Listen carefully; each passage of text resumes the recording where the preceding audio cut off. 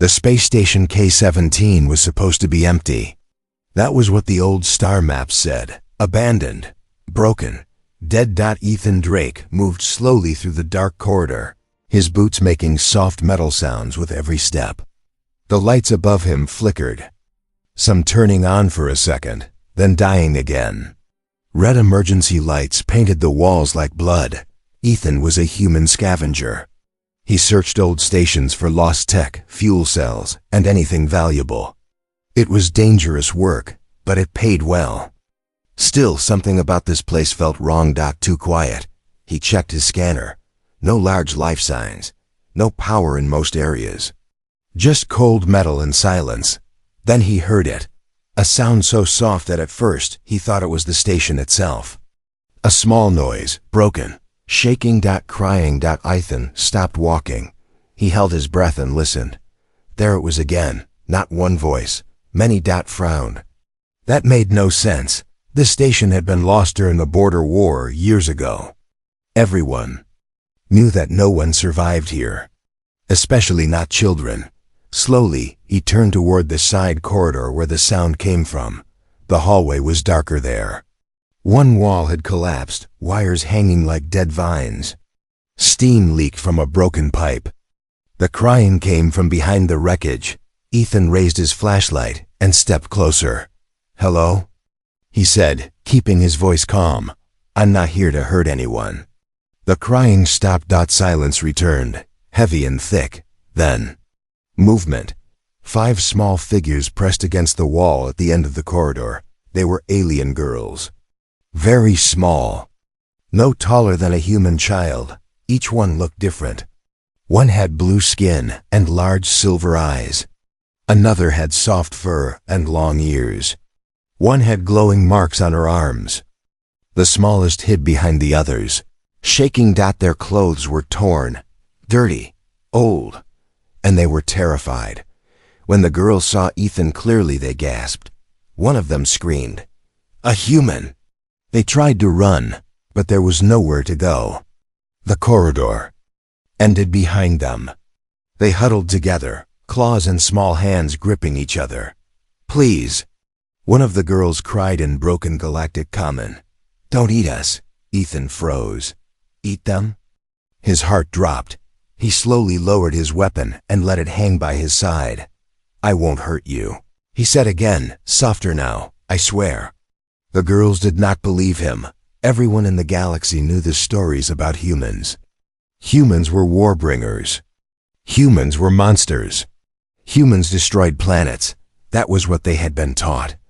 The blue-skinned girl stepped forward, shaking but brave. "Humans kill," she said. "Humans take slaves. Humans burn worlds." Ethan felt a sharp pain in his chest.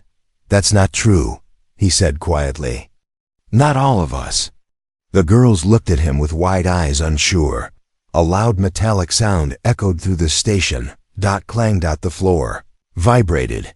Ethan's scanner suddenly lit up with red warnings. Multiple life signs detected. Large, armed hunters. Ethan cursed under his breath. The alien girls heard it too. Their fear turned into pure panic. "They are coming," the furry girl whispered. "They will take us." "Who?" Ethan asked. "The collectors," another girl said. "They hunt children. They sell us." Rage burned inside Ethan. He looked down at the 5 small girls, shaking in the dark, alone in a dead station. Left behind by a galaxy that did not care. He made a decision. "Listen to me," Ethan said firmly. "Stay behind me. Do not run. Do not make noise." The girls hesitated. The sound of heavy footsteps grew closer. The corridor lights flickered again, then went dark completely. Only Ethan's flashlight remained. He stepped in front of the girls, his body forming a shield. One of the girls gently grabbed the back of his jacket with trembling fingers. Ethan did not move away. The footsteps stopped at the corridor entrance. A deep, ugly voice laughed. "I smell fear," it said, "and humans."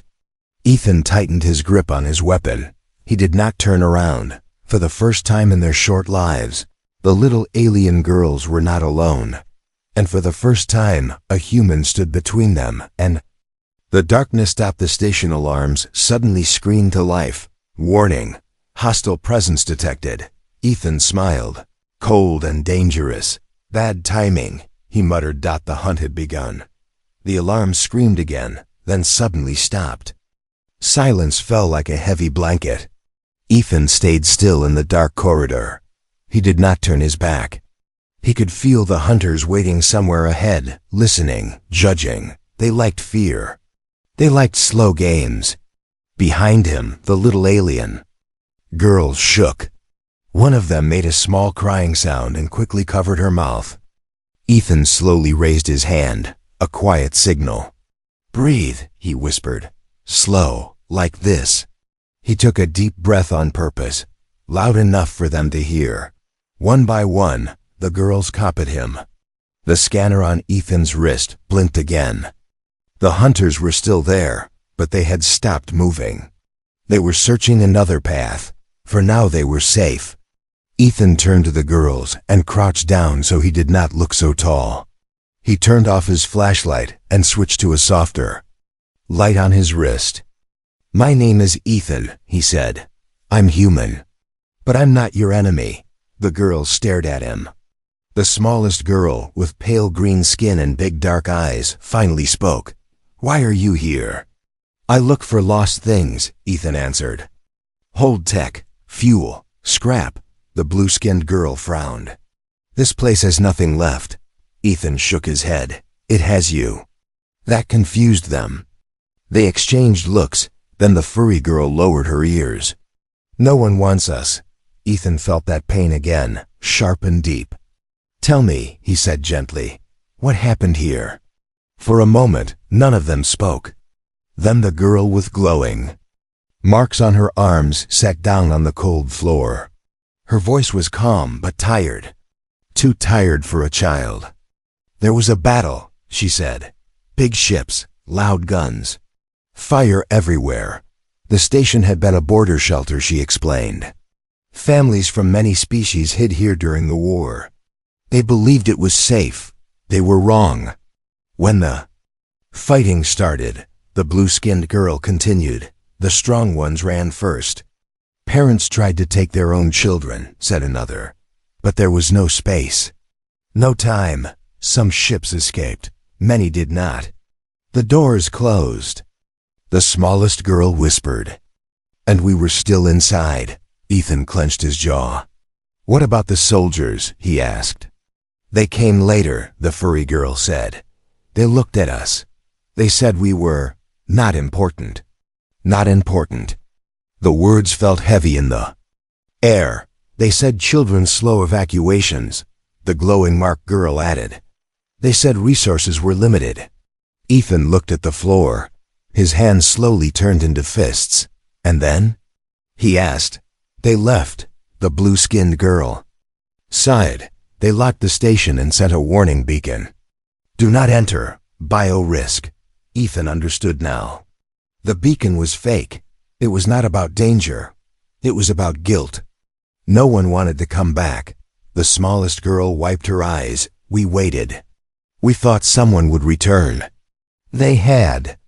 Waited for days, then weeks. Food ran out. Power failed. The cold came. Some children died. The ones who survived learned to hide. "And then the collectors came," the furry girl said quietly. Ethan's eyes sharpened. "The hunters," they nodded. "They scan dead places," the blue-skinned girl said. "They look for lost children. No one protects us, so no one stops them." Ethan stood up slowly. "No," he said. "That's not true." The girls looked up at him. "Someone is here now." He reached into his pack and pulled out a small ration bar. He broke it into 5 pieces and handed them out. The girls hesitated. "Is it poison?" one asked. Ethan smiled sadly. "It's food." The smallest girl took a bite first. Her eyes widened. Warmth spread across her face. Real warmth, real taste. "It's good," she whispered. The others quickly ate too, holding the pieces like treasure. Ethan watched them eat, and made another decision. He opened his pack again and took out a thermal blanket, wrapping it around the smallest girl's shoulders. "Why are you doing this?" the blue-skinned girl asked. "Because you're kids," Ethan said, "and because I'm human." That confused them even more.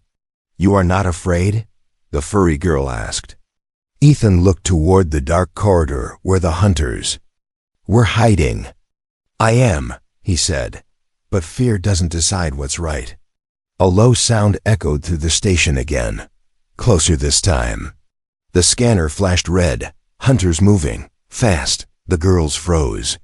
Ethan stepped forward and raised his weapon, not to fire, but to prepare.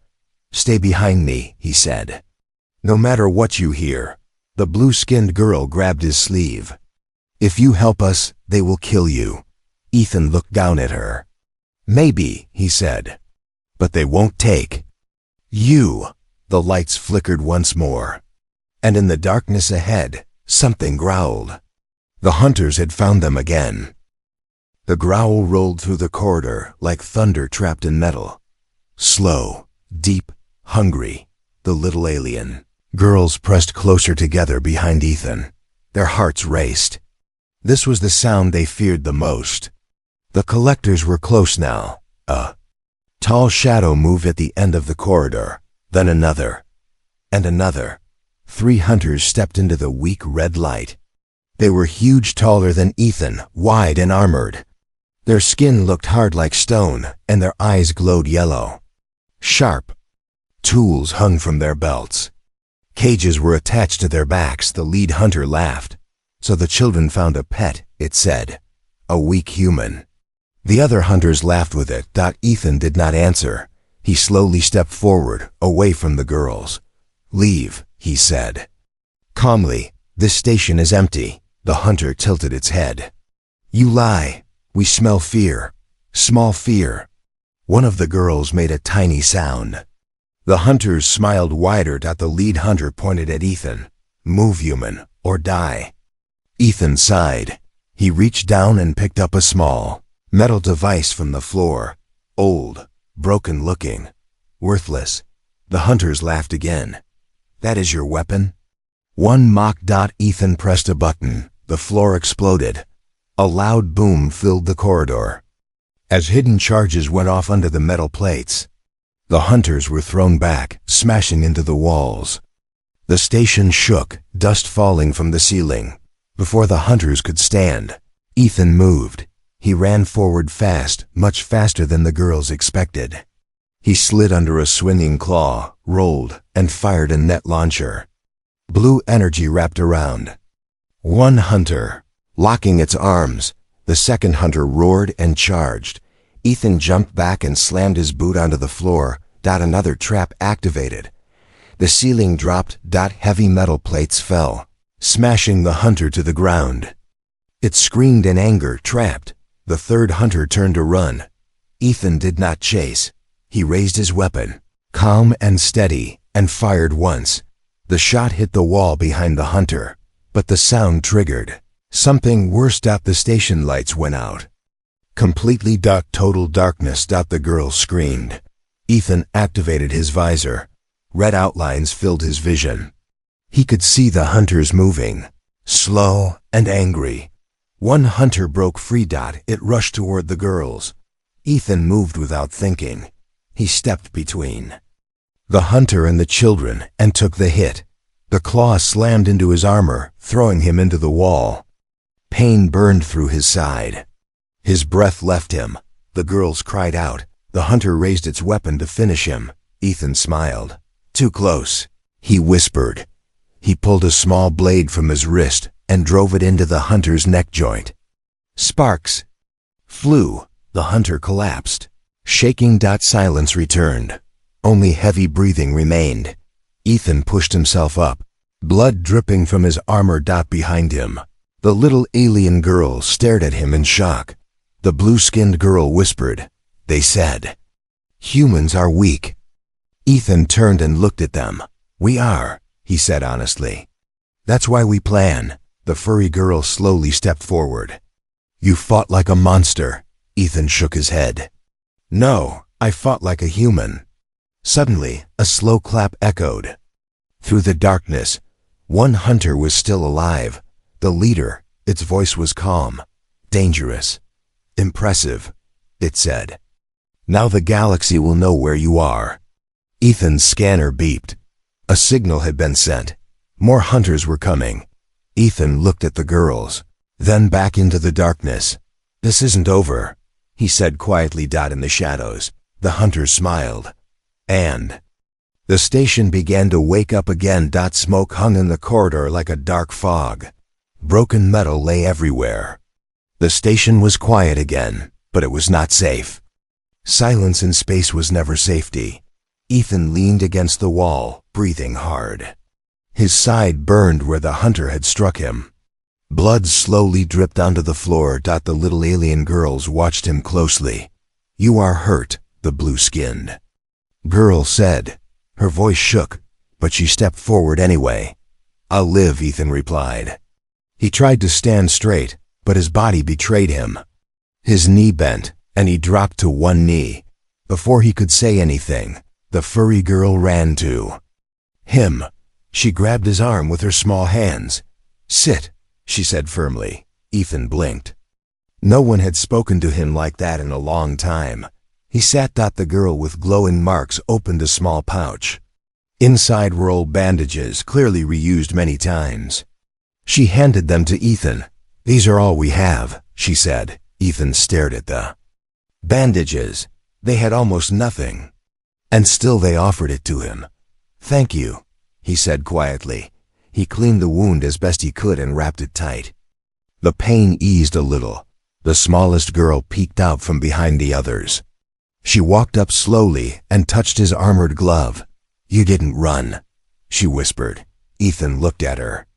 "Neither did you." The station lights flickered back, on dim and weak. Emergency power had returned. "Come," Ethan said. "We can't stay here." They followed him through the broken hallways. The station looked like a graveyard, burn marks on walls, broken doors, empty rooms. As they walked, the girls began to talk. They told him how they learned to stay quiet, how they hid when footsteps came, how they counted days by broken lights. "We thought humans would eat us," the furry girl said softly. Ethan stopped walking. "Who told you that?" he asked. "Everyone," the blue-skinned girl replied.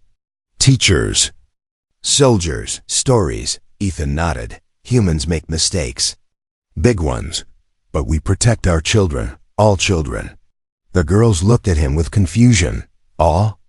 one asked. "All," Ethan repeated. They reached a small storage room.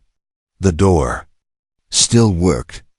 Ethan sealed it and scanned the area. Clear, for now. Inside, the air was warmer. The smallest girl sat down and finally cried. Not loud, just tired tears. Ethan knelt beside her. "It's okay," he said gently. She looked up at him.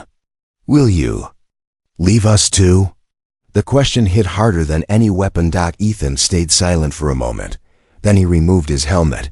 His human face was tired, scarred, honest. "No," he said. "I won't." The girls stared at him. Seeing a human face this close felt strange. Real. The blue-skinned girl took a step closer. "Promise?" Ethan met her eyes. "I promise," he said. "As long as I breathe." Something changed then. Girls moved closer to him, not away.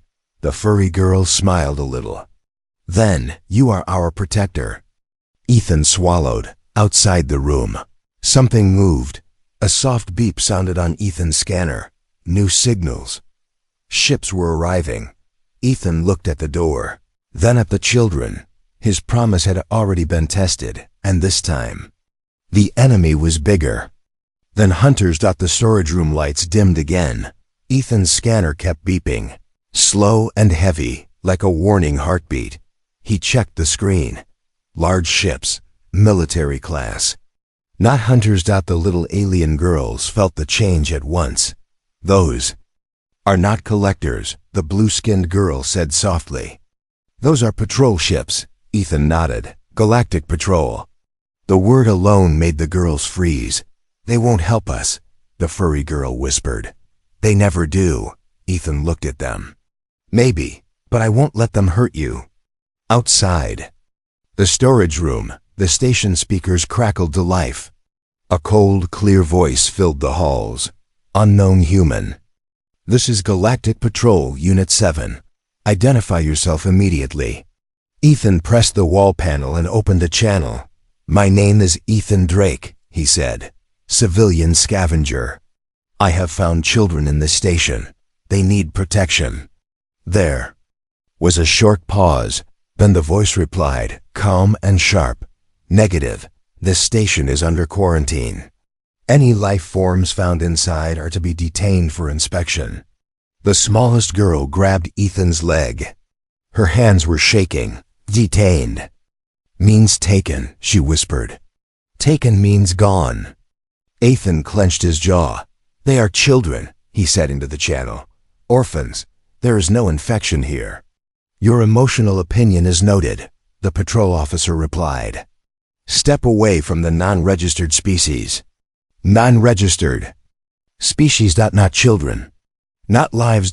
Ethan stepped away from the wall panel and looked down at the girls. "Stay close," he said. "No matter what." The storage room door slid open with a hiss. 3 patrol soldiers entered. Clean armor. Blue lights. Perfect formation. Their weapons were already raised, not at Ethan. At the children. "Do not resist," the officer said. "This will be painless." The girls cried out and pressed against Ethan's back. Ethan moved instantly. He stepped in front of them, spreading his arms wide. "No," he said. The soldiers stopped. The officer tilted his helmeted head. "Human, you are interfering with lawful procedure." Ethan's voice was calm, but strong. "You are pointing guns at children." "They are a liability," the officer replied. "They slow evacuation efforts. History proves this." The words were the same ones the girls had heard before. Ethan felt anger rise like fire. "History also proves this," he said. "Every time you ignore children, you create monsters." The officer raised his weapon slightly. "Final warning, move." Ethan did not move. The furry girl whispered, "Protector." Ethan activated his suit recorder. "Galactic Patrol Unit 7. He said loudly, "You are being recorded. I am formally claiming protection rights under human emergency law." The officer paused. "Human law does not apply here." Ethan smiled, sharp and fearless. "It does to me." The patrol soldiers adjusted their stance. Weapons charged. The station shook as another ship docked. More soldiers were coming. Ethan lowered his arms and slowly reached behind him. The girls thought he was surrendering. Instead, he pulled out a flare beacon. He smashed it against the floor. A bright red light filled the room. "Burning hot." "Then arrest me," Ethan said. "But you will not take them." The beacon sent a signal far into space. A human signal. And somewhere beyond the stars, someone was listening. The patrol officer stared at the burning flare. "This changes things," the officer said. Ethan did not answer. He stood tall, alone, with 5 small lives behind him. And the galaxy had made its choice. The red flare burned like a small sun on the cold metal floor. Its light painted the room in warning colors. The patrol soldiers stepped back, confused, their weapons still raised. The officer's voice hardened. "Human, you have signaled outside forces. This is an act of aggression." Ethan did not argue. He looked at the 5 little alien girls instead. They were staring at the flare, then at him. The blue-skinned girl understood first. Her eyes widened. "You called your people," she said. "Yes," Ethan replied. "But they are far away." The furry girl's ears drooped. "Then what happens now?" Ethan took a slow breath. He had known this moment would come. "Now," he said, "I make sure you leave." The patrol officer stepped forward. "You will surrender. The children will be detained." Ethan reached into his pack and pulled out a small device, an old escape beacon. He placed it into the hands of the glowing mark girl. "This will guide a ship," he said. "Follow the tunnel behind the storage room. It leads to an emergency pod bay." The smallest girl shook her head. "You come too." Ethan knelt in front of her. "I can't," he said softly. The girl stared at him. "If I go with you." He continued, "They will follow, but if I stay, you have a chance." "No," the blue-skinned girl said. Her voice cracked. "You promised." Ethan nodded. "And I will keep it." He pressed a small metal tag into her hand. It had a human symbol scratched into it. "Take this," he said. "It means you represent me." The patrol officer raised a weapon. "Enough." Ethan stood up and turned slowly, placing himself fully between the soldiers and the children. "You wanted me," he said. "Here I am." The furry girl grabbed his arm. "Protect her, please." Ethan gently removed her hand. "Run," he said. For a second no one moved. Then the station trembled. A loud explosion echoed far away. The hunter's last signal had drawn more danger. Chaos filled the station systems. Ethan shouted, "Now!" The girls ran. Their small feet echoed as they disappeared into the dark tunnel. The patrol soldiers moved to follow. Ethan activated his suit's last defense mode. The floor behind him locked shut. The officer cursed. "You will die here." Ethan smiled tiredly. "Maybe." The door sealed with a heavy clang. The children were gone. Ethan stood alone in the storage room as warning lights flashed outside. Ships moved into attack positions. Ethan looked at the red flare one last time. "I kept my promise," he whispered. Station shook violently, then everything turned white, and the signal kept traveling through space. The galaxy never heard the full story. Official reports said Station K-17 was destroyed during a containment failure. No survivors, no witnesses. But 5 small lives knew the truth. Years passed. The little alien girls did not stay little. They escaped the station in an old emergency pod, guided only by fear, hope, and a human beacon. A passing trader ship found them drifting in the dark. When the crew asked who saved them, the girls gave the same answer: a human. No one believed them at first. Years later, the blue-skinned girl stood inside a great council hall. She was tall now, wearing the marks of a diplomat. Her voice was calm but strong. "We were called liabilities," she said. "Left behind because we were small." Across the galaxy, screens lit up with her face. The furry girl became a commander. She trained rescue teams, teaching them one rule above all others: children first, always. Her soldiers followed that rule without question. The girl with glowing marks became a scientist. She created safer evacuation systems, ones that could never leave children behind. Every design carried the same symbol, a small human mark. The smallest girl changed the most. She spoke the least, but when she did, the galaxy listened. She founded a law, the Protector Accord. It declared that any being who shields a child in danger is protected by every world that signed it. The law passed faster than anyone expected. And in every record, every speech, every law, there was one name. Not as a hero, not as a soldier, but as an example. Ethan Drake, human, protector. On a quiet world far from the old war zones, a simple stone stood under the stars. 5 hands, different shapes, different species, had carved the words together. They told us humans were monsters. Then one stood between us and the dark. The galaxy changed that day. Not because of fleets, not because of weapons, but because one human chose 5 children over the rules of the stars, and the little alien girls never forgot what humanity truly meant.